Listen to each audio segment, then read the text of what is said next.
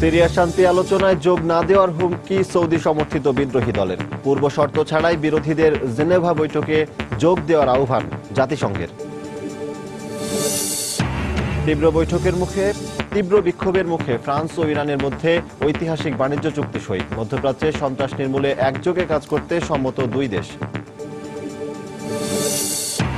অভিবাসী স্রোত ঠেকাতে জার্মানির নতুন পরিকল্পনা। আশ্রয় দেয়া হবে না আলজেরিয়া, মরক্কো ও তিউনিসিয়ার নাগরিকদের। সম্মিলিত উদ্যোগের আহ্বান মোঘেরিনির। এবং উত্তর ও দক্ষিণ আমেরিকায় 40 লাখ নারীর জিকো ভাইরাসে আক্রান্ত হওয়ার আশঙ্কা WHO। ব্রাজিলে গর্ভপাতের অনুমতির জন্য আইন পরিবর্তনের দাবি।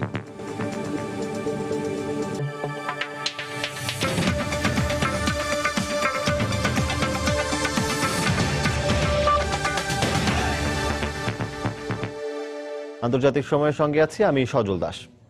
সিরিয়া সংকট সমাধানে জেনেভায় শান্তি আলোচনায় সৌদি সমর্থিত বিদ্রোহী দল HNC হুমকি দিয়েছে, যুদ্ধবিরতির পূর্ব শর্ত মানা না হলে বৈঠকে অংশগ্রহণ করবেন না তারা। তবে সিরিয়ায় স্থিতিশীলতা আনতে জেনেভা বৈঠকই বিদ্রোহীদের সুবর্ণ সুযোগ।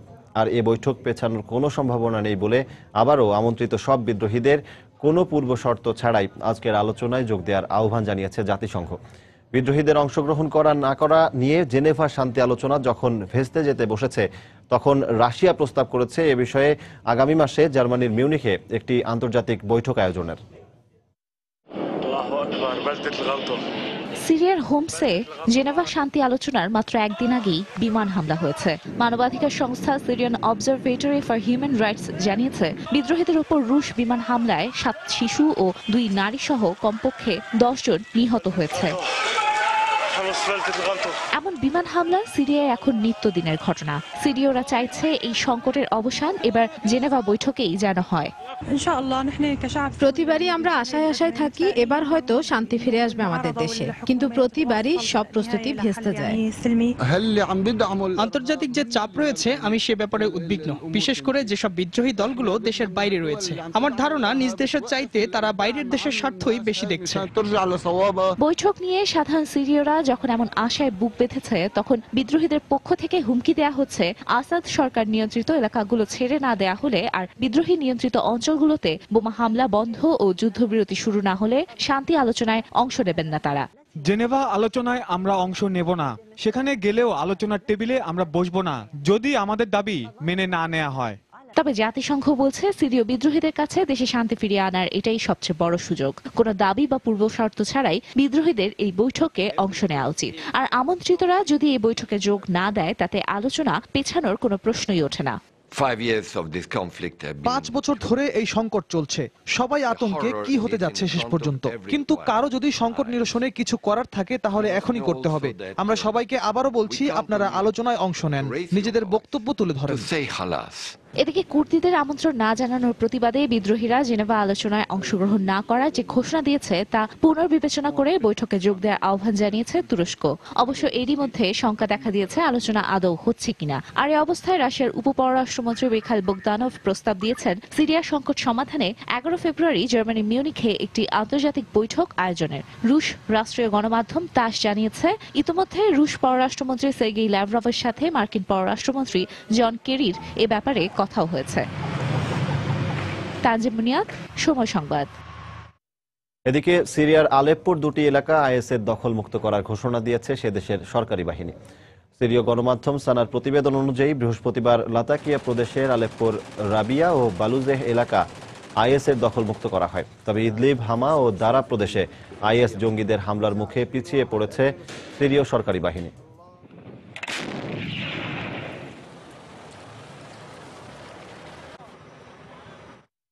সিরিয়ায় বিমান অভিযান পরিচালনার ক্ষেত্রে অনাকাঙ্ক্ষিত কোনো সংঘাত এড়াতে আকাশ নিরাপত্তার বিষয়ে আলোচনা করেছে যুক্তরাষ্ট্র ও রাশিয়া।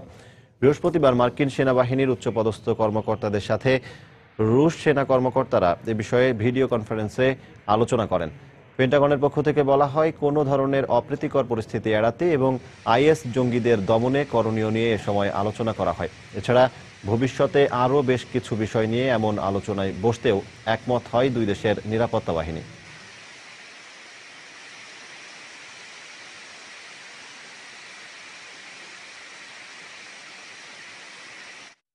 তীব্র বিক্ষোভের মুখে ফ্রান্সের সঙ্গে $2.5 কোটি বাণিজ্য চুক্তি সই করলেন ইরানি প্রেসিডেন্ট হাসান রুহানি। ইউরোপে 4 দিনের বাণিজ্য সফরের শেষ ভাগে ফ্রান্সে এ চুক্তি স্বাক্ষরের পর তিনি বলেন, মধ্যপ্রাচ্যে উগ্রবাদ ও সন্ত্রাস নির্মূলে ফ্রান্সের সঙ্গে একযোগে কাজ করবে ইরান।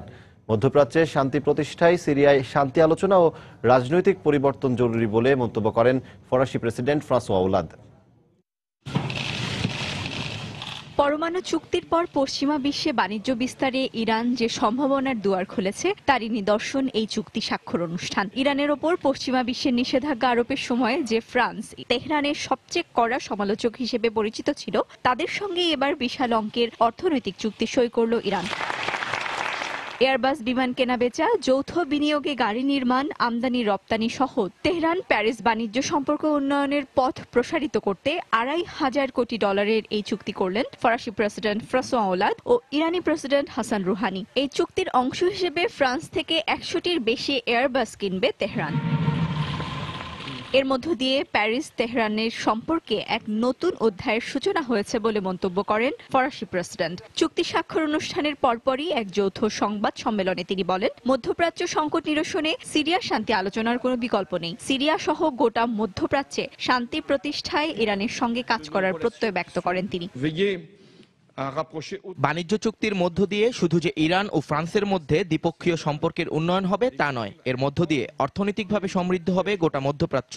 আমরা সবাই জানি, যুদ্ধ ও জঙ্গি তৎপরতায় মধ্যপ্রাচ্য এক গভীর দুর্যোগের মধ্য দিয়ে যাচ্ছে। এই সংকট নিরসনে ব্যক্তিগত স্বার্থের ঊর্ধ্বে যে সবাইকে একযোগে কাজ করতে হবে।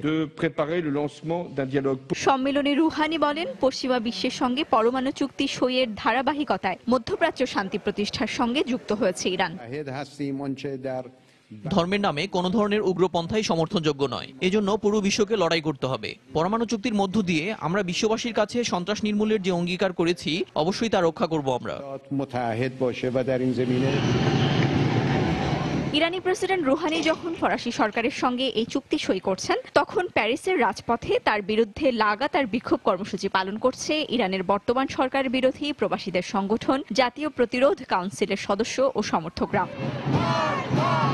বৃহস্পতিবার দ্বিতীয় দিনের মতো বিক্ষোভে যোগ দিয়ে তারা অভিযোগ করেন, রুহানি নিজেই চরমপন্থী। নিজ দেশের রাজনৈতিক ও বিচার ব্যবস্থায় যারা সংস্কার আনতে ব্যর্থ, তারা মধ্যপ্রাচ্য শান্তি প্রতিষ্ঠায় কাজ করবে এমন ধারণা ভিত্তিহীন বলে উল্লেখ করে তারা।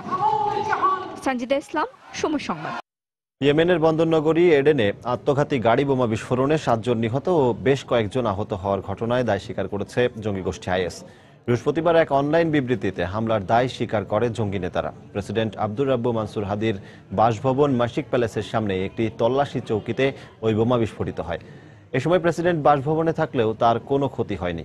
আত্মঘাতী হামলাকারীর নাম আবু হানিফা আল হোলান্দি এবং তিনি নেদারল্যান্ডসের নাগরিক বলে জানায় জঙ্গিরা। তাদের দাবি, ওই হামলায় বেসামরিক নাগরিক সহ অন্তত 10 জন নিহত ও 20 জন আহত হয়েছে।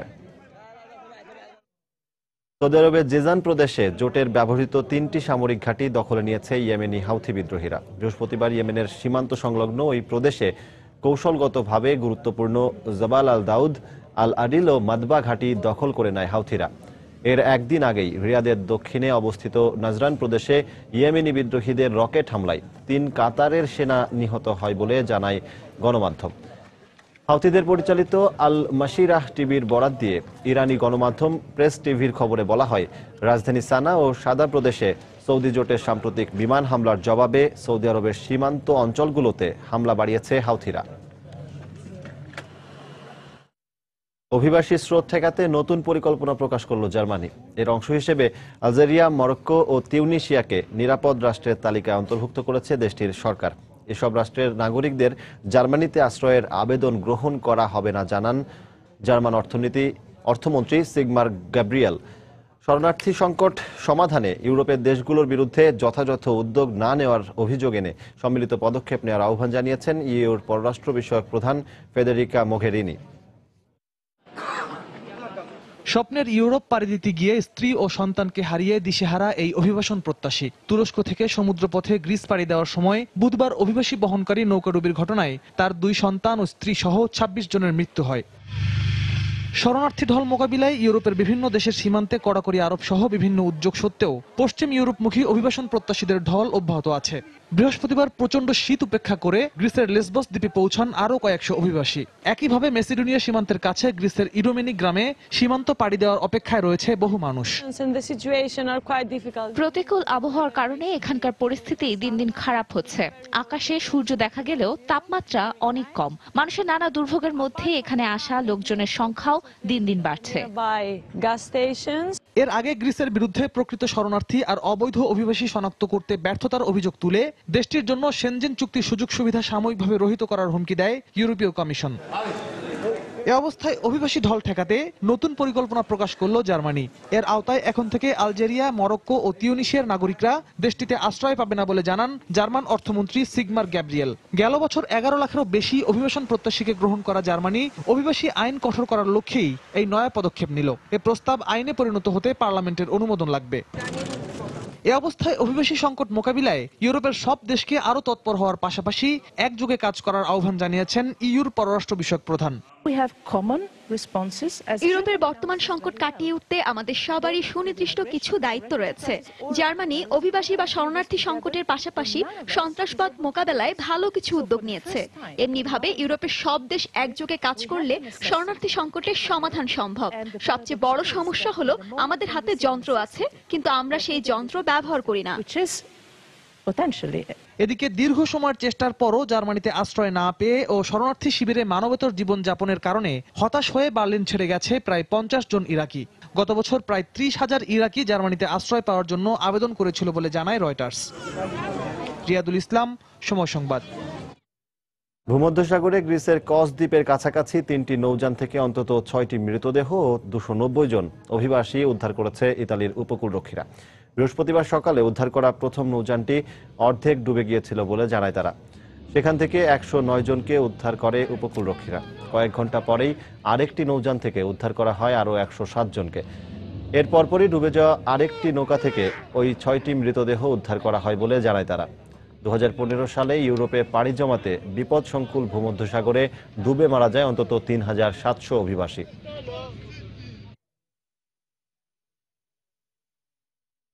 আন্তর্জাতিক সময় আরো দেখবেন, আফগানিস্তানে তালেবান ও আইএসের হামলা বেড়ে যাওয়ায় বেকায়দায় কাবুল সরকার। নতুন করে শান্তি আলোচনা শুরুর উদ্যোগ পাকিস্তানের।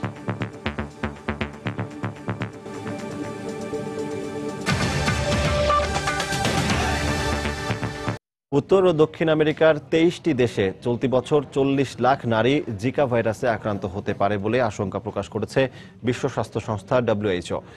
দ্রুত কোনো প্রতিষেধক আবিষ্কার না হলে তা আফ্রিকা মহাদেশেও ছড়িয়ে পড়তে পারে বলে উদ্বেগ প্রকাশ করেছে ব্রিটেনের বিশেষজ্ঞরা। তবে এডিস মশার বিস্তার ঠেকাতে জেনেটিক্যালি মডিফাইড মশা বাতাসে ছেড়েছে ব্রাজিলের ব্রিটেন ভিত্তিক সংস্থা অক্সিটেক। ভাইরাসের সংক্রমণ প্রতিরোধে ইতোমধ্যে সতর্ক অবস্থায় গেছে চিলি, হন্ডুরাস, কোস্টারিকা সহ কয়েকটি দেশ। এছাড়া যুক্তরাষ্ট্রে নতুন করে 3 জনের শরীরে জিকা ভাইরাসের উপস্থিতি শনাক্ত করা গেছে। চলতি মৌসুমে ব্রাজিলের রিও ডি জেনিরোর এই বিমানবন্দরে পর্যটকদের ভিড় করার কথা থাকলেও এখন শুধুই নীরবতা। দেশটিতে সম্প্রতি জিকা ভাইরাসের প্রকোপ ছড়িয়ে পড়ায় কার্নিভালে অংশ নেওয়ার আগ্রহ হারিয়ে ফেলেছেন বেশিরভাগ পর্যটক। এ অবস্থায় বিমান ও হোটেলগুলো আর্থিক ক্ষতির মুখে পড়লেও চাঙা হয়েছে মশা নিধনের বিভিন্ন পণ্যের বিক্রি।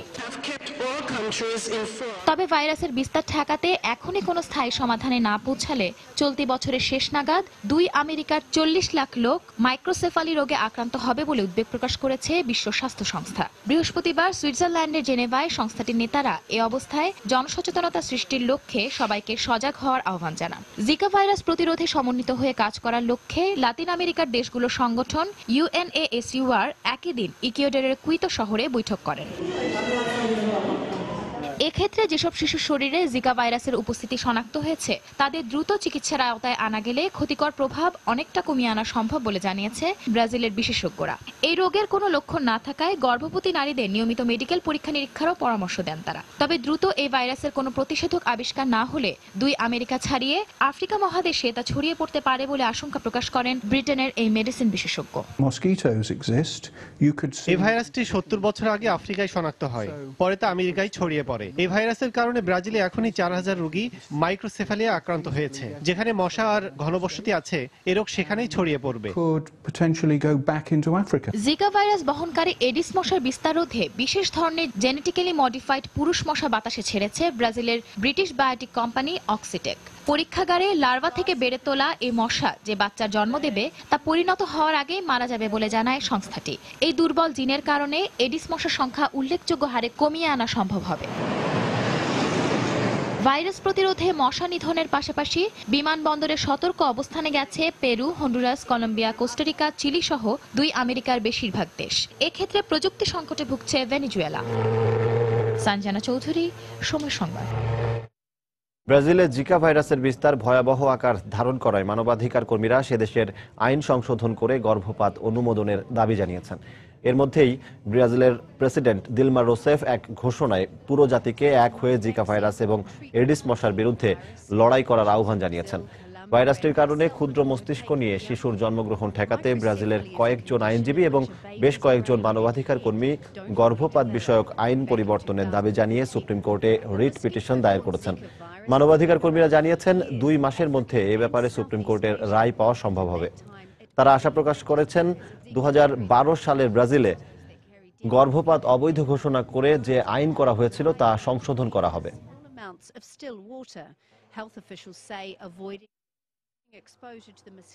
আফগানিস্তান সরকারের সঙ্গে তালেবানের ভেঙে পড়া শান্তি আলোচনা আবারও শুরু করার প্রক্রিয়া নিয়ে আগামী মাসে পাকিস্তানে একটি বৈঠক অনুষ্ঠানের কথা জানিয়েছে ইসলামাবাদ। এতে আফগানিস্তান, পাকিস্তান, চীন ও যুক্তরাষ্ট্রের প্রতিনিধিরা অংশ নেবেন বলে জানান পাক পররাষ্ট্র মন্ত্রণালয়ের মুখপাত্র কাজী খলিলুল্লাহ। আগামী 6 ফেব্রুয়ারির ওই বৈঠকে তালেবান ও কাবুলের মধ্যে আলোচনা শুরুর গুরুত্বপূর্ণ নানা দিক নিয়ে আলোচনা হবে।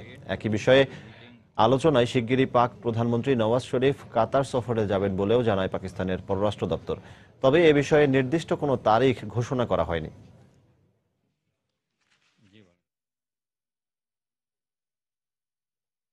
আফগানিস্তানে মার্কিন নেতৃত্বাধীন জোট নেটোর জঙ্গি বিরোধী অভিযান শেষ হওয়ার পর 1 বছরের বেশি সময় কেটে গেলেও সংকট এখনো কাটেনি। দেশটিতে আবারও তালেবান ও আইএসের হামলা বেড়ে যাওয়ায় পরিস্থিতি মোকাবেলায় হিমশিম খাচ্ছে সরকার। এ পরিস্থিতির মোকাবেলায় আন্তর্জাতিক সম্প্রদায়ের কাছে সাহায্যের আহ্বান জানিয়েছে আফগান সরকার।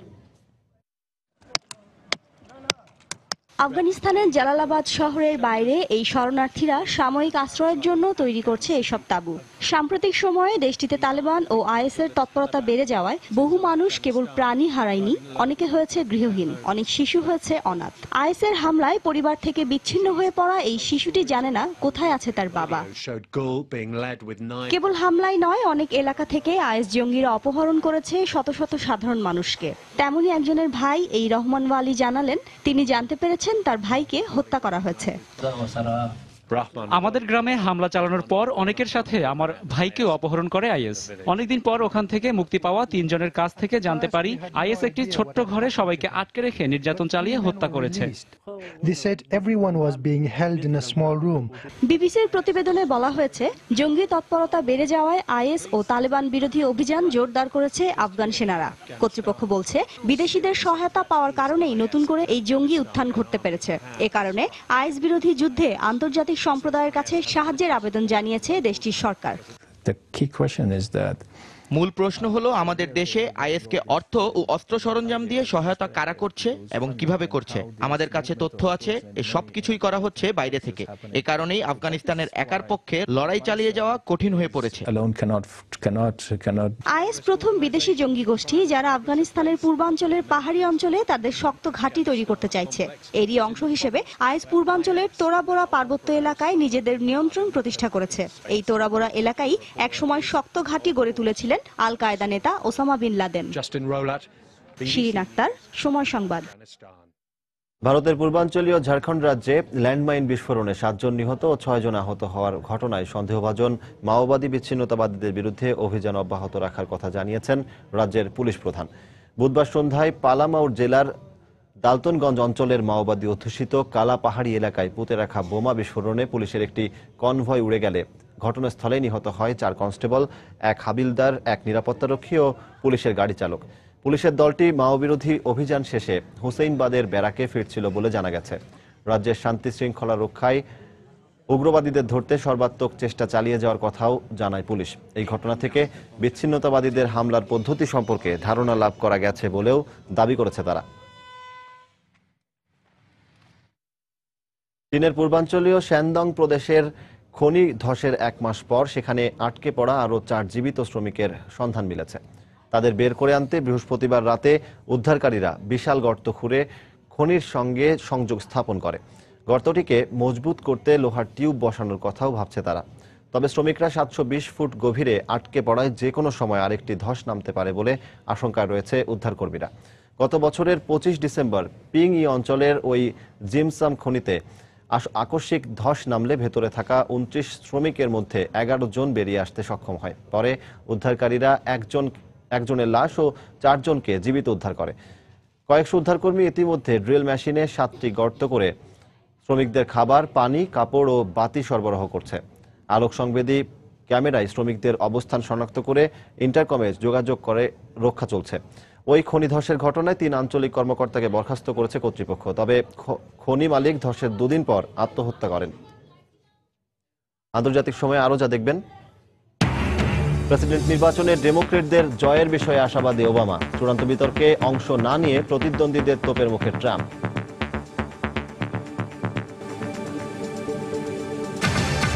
ইসরায়েলি কারাগারে 64 দিন ধরে অনশনরত ফিলিস্তিনি সাংবাদিকের অবস্থা আশঙ্কাজনক বলে জানিয়েছে আন্তর্জাতিক সংস্থা রেড ক্রস। মোহাম্মদ আল কিক নামে ওই সাংবাদিকের অবস্থার অবনতি হওয়ায় গেল সপ্তাহে তাকে হাসপাতালে স্থানান্তর করে ইসরায়েলি পুলিশ। রেড ক্রসের পক্ষ থেকে বলা হয়, অবৈধভাবে আটক ফিলিস্তিনি বন্দীদের অনশনের কারণে মৃত্যু হলে তার জন্য তেল আবিবকে জবাবদিহি করতে হবে। গত বছর নভেম্বরে রামাল্লা থেকে সৌদি আরবের আল মাজদ টিভি নেটওয়ার্কের সাংবাদিক মোহাম্মদ আল কিককে আটক করে ইসরায়েলি পুলিশ।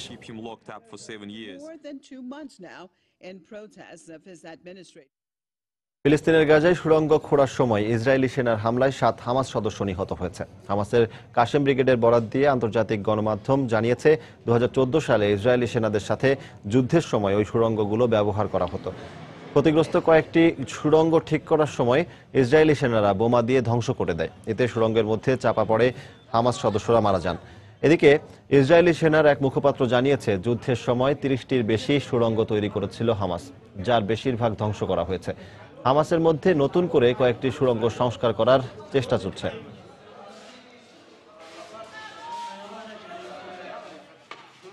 ডেমোক্রেটিকরা ঐক্যবদ্ধ আছে উল্লেখ করে মার্কিন প্রেসিডেন্ট নির্বাচনে তার দল জয়লাভ করবে বলে মন্তব্য করেছেন বারাক ওবামা। এদিকে রিপাবলিকানদের মনোনয়ন ভোট শুরুর আগে আইওয়ায় চূড়ান্ত বিতর্কে অংশ না নিয়ে প্রতিদ্বন্দ্বীদের তোপের শিকার হয়েছেন ডোনাল্ড ট্রাম্প। বৃহস্পতিবার রাতের বিতর্কে ট্রাম্প ছাড়া দলটির মনোনয়ন দৌড়ে থাকা সবাই অংশ নেন। ট্রাম্পকে ছাড়া বিতর্ক প্রাণবন্ত হয়েছে বলেও মন্তব্য করেন তারা। ফক্স নিউজ ও গুগলের যৌথ আয়োজনে ট্রাম্পকে ছাড়াই শুরু হয় রিপাবলিকানদের চূড়ান্ত বিতর্ক। বিতর্কের অন্য বিষয়গুলো ছাপিয়ে গণমাধ্যমে উঠে আসে ট্রাম্পের অনুপস্থিতির বিষয়টি। বিতর্কের শুরুতে উপস্থাপক মেগান কেলি রিপাবলিকানদের নির্বাচনী প্রতীকের উল্লেখ করে বলেন, বিতর্ক কক্ষে হাতি নেই। নির্বাচনী প্রতীক হাতির নামে তিনি ট্রাম্পকে ইঙ্গিত করেছেন বলেই মনে করছেন বিশ্লেষকরা। এরপর বিতর্কের শুরুতে উঠে আসে ট্রাম্প প্রসঙ্গ। তার অংশ না নেওয়াটা আইওয়ায় রিপাবলিকান ভোটারদের প্রতি কি বার্তা দেবে? উপস্থাপকের এমন প্রশ্নে টেক্সাসের সিনেটর টেড ক্রুজ ট্রাম্পকে কটাক্ষ করে জবাব দেন,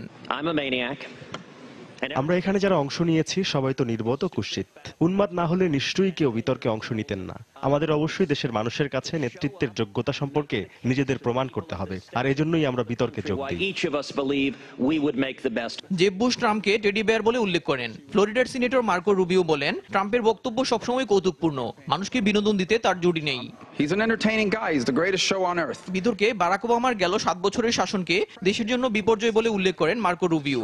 ডেমোক্রেট নেতা বার্নি স্যান্ডার্সকে সমাজবাদী আখ্যা দিয়ে তাকে আমেরিকা নয় সুইডেনের প্রেসিডেন্ট হওয়া উচিত বলে মন্তব্য করেন তিনি। এছাড়া হিলারির কড়া সমালোচনা করেন র্যান্ড পল। হিলারি কখনোই নারী অধিকার রক্ষা করতে পারবেন না। তিনি মধ্যপ্রাচ্য থেকে কয়েক মিলিয়ন ডলার নিয়েছেন, যারা নারীদের সঙ্গে পশুর মতো আচরণ করে। হিলারি প্রেসিডেন্ট হলে যুক্তরাষ্ট্রে মধ্যপ্রাচ্যের নারী নীতি অনুসরণ করা হবে।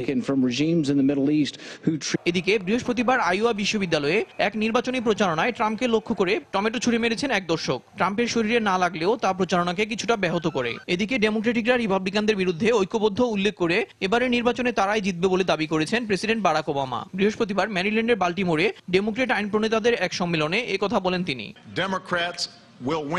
এবারে নির্বাচনে আমাদের দল ঐক্যবদ্ধ আছে, আমরা ঠিক পথে এগুচ্ছি। আমি আপনাদের আশ্বাস দিচ্ছি, নভেম্বরে যুক্তরাষ্ট্র একজন ডেমোক্রেট প্রেসিডেন্ট পেতে যাচ্ছে। যুক্তরাষ্ট্রের নিরাপত্তায় ও সব জাতিগোষ্ঠীর মানুষের অধিকার রক্ষায় ভোটাররা ডেমোক্রেটদেরকেই বেছে নেবে। এদিকে এবারে নির্বাচনে রিপাবলিকানদের হয়ে ডোনাল্ড ট্রাম্প কিংবা টেড ক্রুজ মনোনয়ন পেলে তা ডেমোক্রেটদের জন্য ঈশ্বর প্রদত্ত উপহার হবে বলে মন্তব্য করেছেন মার্কিন ভাইস প্রেসিডেন্ট ও ডেমোক্রেট নেতা জো বাইডেন। নির্বাচনী দৌড়ে ডেমোক্রেটিকরা এগিয়ে আছে বলেও উল্লেখ করেন তিনি। দেলোয়ার হোসেন, সময় সংবাদ। বিশ্বখ্যাত স্প্যানিশ চিত্রকার পাবলো পিকাসো, চিত্রকলার ইতিহাসে তাকে স্মরণ করা হয় গভীর শ্রদ্ধার সঙ্গে। গুনিয়ে শিল্পীর নিজস্ব স্টুডিওতে সংরক্ষিত কিছু শিল্পকর্ম এবার নিলামে তোলা হবে।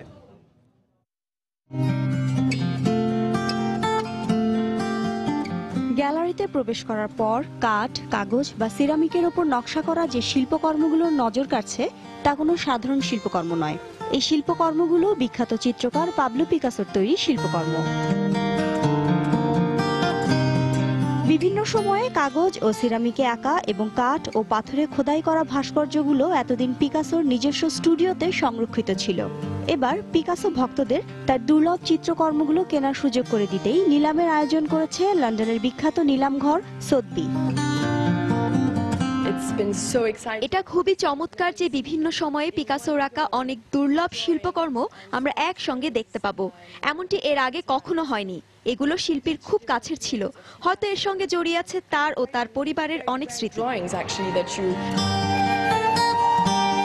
সিরামিকে আঁকা 70টি, কাগজে ফুটিয়ে তোলা ও টেরাকাটা ভাস্কর্যের 106টি সহ 187টি শিল্পকর্ম এই নিলামে তোলা হবে, যার আনুমানিক মূল্য বিবেচনা করা হয়েছে 99 লাখ থেকে 1 কোটি 41 লাখ মার্কিন ডলার। এই চিত্রকর্মগুলো নিলামে তোলা হবে আগামী 5 ফেব্রুয়ারি। শিরিন আক্তার, সময় সংবাদ। সরকারি চাকরিতে বয়সসীমা বাড়িয়ে 35 করার দাবিতে রাজধানীর শাহবাগে সড়ক অবরোধ করেছে আন্দোলনকারীরা। বিকেল 4টার দিকে তারা সড়ক অবরোধ করে। এই মুহূর্তে সেখানে আছেন আমাদের রিপোর্টার মুজাহিদ শুভ। সরাসরি চলে যাচ্ছি সেখানে। শুভ। সজল, আপনি জানেন সরকারি বয়সসীমা 35 করার দাবিতে শাহবাগে কিন্তু শিক্ষিত ছাত্র সমাজের ব্যানারে কিন্তু অবরোধ কার্যক্রম শুরু করেছে শিক্ষার্থীরা। তবে আমরা যেটা দেখতে পাচ্ছি যে এখানে তারা কিন্তু জড়ো হয়ে রাস্তা অবরোধ করেছেন এবং চারিদিকে কিন্তু যানজটের সৃষ্টি হয়েছে এবং পুলিশের পক্ষ থেকে কিন্তু এই যানজট সরানোর জন্য কিন্তু সব ধরনের অবরোধকে ভণ্ডুল করার জন্য কিন্তু চেষ্টা করা হচ্ছে এবং পুলিশ কিন্তু এখন আমরা যেটা দেখতে পাচ্ছি যে তারা লাঠিচার্জ করার এক ধরনের প্রক্রিয়ার দিকে যাচ্ছেন। শিক্ষার্থীদেরকে বোঝানোর পরেও তারা কিন্তু কোনো ধরনের বাধা মানছেন না এবং তারা ধীরে ধীরে কিন্তু প্রচুর শিক্ষার্থী কিন্তু এদিকে আসতে শুরু করেছেন এবং শিক্ষিত সমাজের ব্যানারে তারা এই দাবিটা তারা করছেন এবং তারা বলছেন যে যে কোনোভাবে হোক সরকারি বয়সসীমা যাতে 35 করা হয়, নতুবা তাদের চাকরি ক্ষেত্রে এক ধরনের ঝামেলা হচ্ছে এবং পুলিশ কিন্তু তাদেরকে হাত জোড়ো করেছেন যাতে এই অবরোধ না করে একটা সুষ্ঠু সমাধানের জন্য এক ধরনের আলোচনা করা যায়, কিন্তু তারা কোনো ধরনের কথাই কিন্তু তারা মানছেন না এবং পুলিশের পক্ষ থেকে যেটা জানানো হয়েছে এবং তারা বলছেন যে দাবি আদায় না হওয়া পর্যন্ত তারাও চেষ্টা করবেন এই অবরোধটাকে চালিয়ে নিয়ে যাওয়ার জন্য। তো সজল, এই ছিল শাহবাগ থেকে সবশেষ খবর অবরোধের। রাজধানীর শাহবাগ থেকে সরকারি চাকরির বয়সসীমা বাড়ানোর দাবিতে চাকরি প্রার্থীদের আন্দোলনের খবর জানাচ্ছিলেন সহকর্মী মুজাহিদ শুভ। দর্শক, আগামী 17 এপ্রিল 5 বছর পূর্ণ করতে যাচ্ছে সময় সংবাদ। এ উপলক্ষে মাস জুড়ে দর্শকের কাছে অনুষ্ঠানে দেশের প্রতিটি জেলায় যাবে সময়ের সংবাদ দল, জানবে সময় সংবাদ দিয়ে তাদের মতামত। দর্শকের কাছের যাত্রায় আজ থাকছে জামালপুর জেলা। এই মুহূর্তে দর্শকদের সঙ্গে আছেন আমাদের সহকর্মী সৌমিত্র শুভ্র। আমরা সরাসরি চলে যাচ্ছি সেখানে।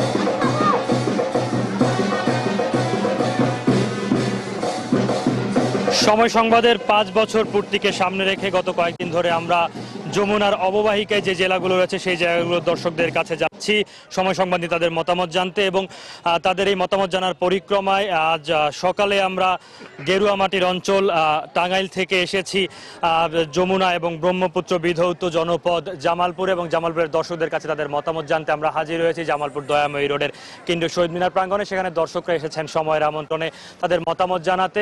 দর্শকদের সঙ্গে কথা বলবো, তাদের মতামত জানবো এবং এই অঞ্চলের যে সংবাদগুলো সময় সংবাদে উঠে এসেছে গত 5 বছরে তার মূল্যায়ন জানবো তাদের নানা পরামর্শ, যেগুলো নিয়ে আমরা আসলে সামনে পথ চলতে পারবো। নানা শ্রেণী পেশার দর্শকরা এসেছেন কেন্দ্রীয় শহীদ মিনারে। যদি জানতে চাই গত 5 বছরে আপনার জেলার সংবাদ সময় সংবাদে কতটা উঠে এসেছে?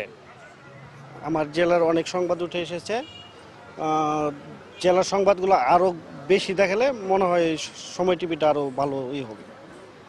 আপনি একজন জনপ্রতিনিধি, আপনার কাছে জানতে চাই আপনাদের যে উন্নয়ন প্রক্রিয়া বা যে কার্যক্রম সেটাকে আমরা আসলে কতটা সহযোগিতা করতে পারছি আমাদের সংবাদ পরিবেশনার মধ্য দিয়ে?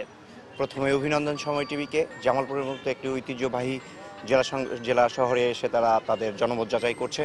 আর সেই সাথে বলছি সময় টিভি বিগত দিনগুলোতে জনপ্রতিনিধিদের সহযোগিতা কল্পে যে বিভিন্ন ধারার দুর্যোগ দুরূহ ব্যাপার যারা জনসাধারণ ছিল সেগুলো তুলে ধরেছে, ভবিষ্যতেও আরও উত্তরোত্তর তুলে ধরবে বলে আমরা বিশ্বাস করি এবং অভিনন্দন জানাই 6ষ্ঠ বর্ষের পদার্পণের জন্য। আপনাকে ধন্যবাদ। একজন সংস্কৃতি কর্মীও রয়েছেন। বাংলাদেশের সংস্কৃতির সংবাদ আমরা কতটুকু তুলে আনতে পেরেছি আমাদের সময় সংবাদে? আমি মণিমেলা খেলাঘর আসরের পক্ষ থেকে ধন্যবাদ জানাচ্ছি। আমাদের সময় কর্তৃপক্ষের কাছে একটি আবেদন থাকবে আর কি, যেহেতু বাংলাদেশের শিশুরা এ দেশের আগামী ভবিষ্যৎ, আমি সময় টিভির কর্তৃপক্ষের কাছে আবেদন রাখবো যে শিশু সুলভ অনুষ্ঠানগুলো যাতে আরও সুন্দরভাবে আরও বেশিভাবে যাতে দেখানো হয় এবং বিশেষ করে আমাদের যে এই যে পঙ্গুত্ব যে শিশুদের মধ্যে রয়েছে, প্রতিবন্ধী যারা রয়েছে, তাদের বিষয়টাও যাতে সময় টিভিতে আগামীতে দেখায়, আমি এই আহ্বান রাখবো। পরিশেষ সময়কে আবারও ধন্যবাদ জানাচ্ছি। সকলকে নমস্কার। আপনাকে ধন্যবাদ। আপনার কাছে জানতে চাইবো যে জামালপুরে তো বিভিন্ন রকমের শিল্প রয়েছে, অনেকদিন ধরে ঐতিহ্য রয়েছে, নকশিকাঁথা শিল্প ছিল, কাঁসা শিল্প ছিল, সেইগুলো বিলুপ্তির পথে। আমরা কি আসলে এইগুলোকে আবার পুনরুজ্জীবিত করার জন্য কিছু করতে পারি কিনা? অবশ্যই আপনাদের চ্যানেলের মাধ্যমে আমাদের জামালপুর জেলার ঐতিহ্যবাহী শিল্প কাঁসা শিল্প যেটা হারিয়ে যাচ্ছে, ঐতিহ্য নিয়ে সারা পৃথিবীতে এই কাঁসা শিল্প একসময় চষে বেরিয়েছে এবং বর্তমানে জামালপুরের যে নকশিকাঁথা সেটাও সারা বাংলাদেশ সহ বিশ্বের প্রতিটি দেশেই এটার খুবই সমাদৃত। এটা যেন সামনের দিকে আরও সমাদৃত হয়, এই জন্য আপনাদের টিভির মাধ্যমে, সময় টিভির মাধ্যমে আমরা দেশবাসীর কাছে যেন পৌঁছে দিতে পারি। ধন্যবাদ।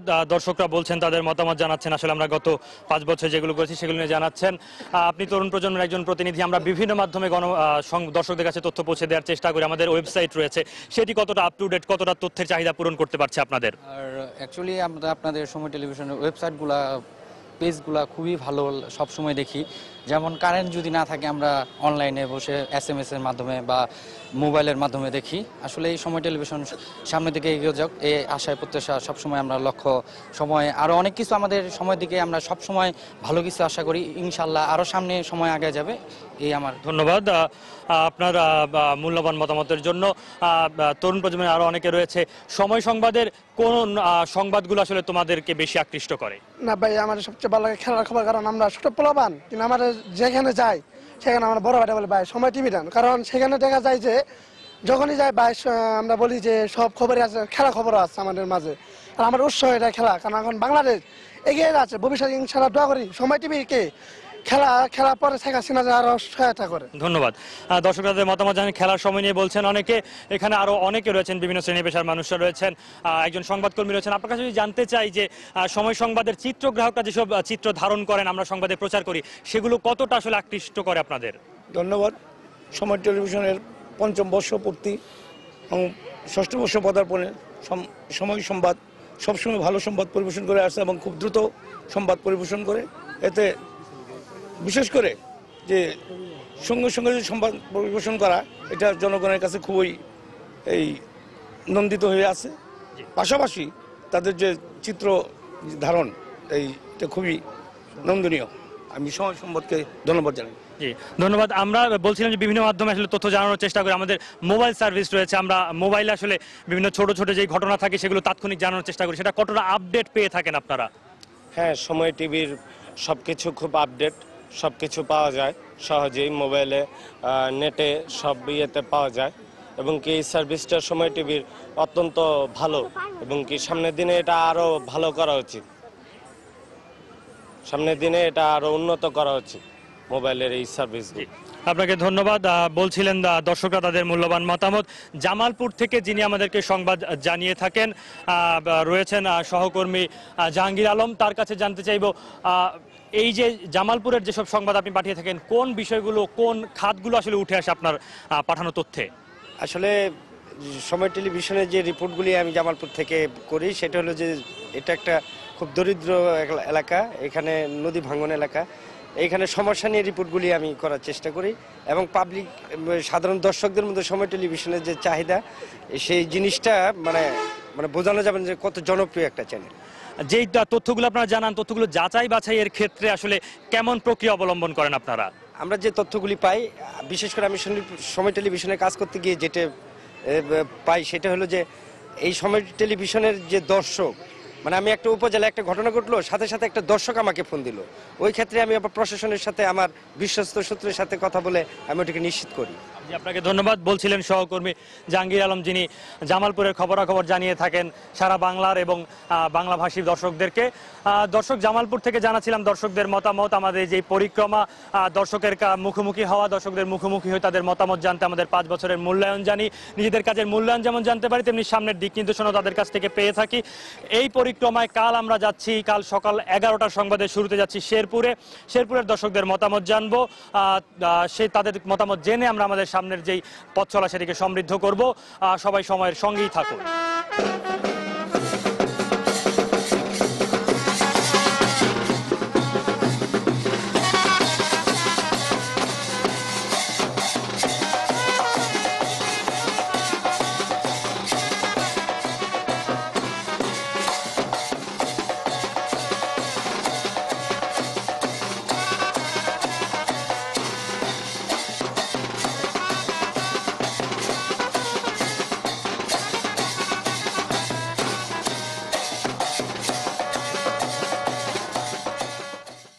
দর্শক, আগামী 17 এপ্রিল 5 বছর পূর্ণ করতে যাচ্ছে সময় সংবাদ। এ উপলক্ষে মাস জুড়ে দর্শকের কাছে অনুষ্ঠানে দেশের প্রতিটি জেলায় যাচ্ছে সময় সংবাদ দল। আজ দর্শকের কাছে জামালপুর জেলা থেকে আমাদের সাথে যোগ দিয়েছিলেন সহকর্মী সৌমিত্র শুভ্র। এ পর্যায়ে আবারও জানিয়ে দিচ্ছি আন্তর্জাতিক সময়ের শীর্ষ সংবাদগুলো। সিরিয়া শান্তি আলোচনায় যোগ না দেওয়ার হুমকি সৌদি সমর্থিত বিদ্রোহী দলের। পূর্ব শর্ত ছাড়াই বিরোধীদের জেনেভা বৈঠকে যোগ দেওয়ার আহ্বান জাতিসংঘের। তীব্র বিক্ষোভের মুখে ফ্রান্স ও ইরানের মধ্যে ঐতিহাসিক বাণিজ্য চুক্তি সই। মধ্যপ্রাচ্যে সন্ত্রাস নির্মূলে একযোগে কাজ করতে সম্মত দুই দেশ। অভিবাসী স্রোত ঠেকাতে জার্মানির নতুন পরিকল্পনা। আশ্রয় দেওয়া হবে না আলজেরিয়া, মরক্কো ও তিউনিসিয়ার নাগরিকদের। সম্মিলিত উদ্যোগের আহ্বান মোঘেরিনির। এবং উত্তর ও দক্ষিণ আমেরিকায় 40 লাখ নারীর জিকা ভাইরাসে আক্রান্ত হওয়ার আশঙ্কা WHO-র। ব্রাজিলে গর্ভপাতের অনুমতির জন্য আইনে পরিবর্তনের দাবি। এই ছিল আন্তর্জাতিক সময়। যে কোনো খবর পেতে ভিজিট করুন সময়নিউজ.tv। সঙ্গে থাকুন সময়ের।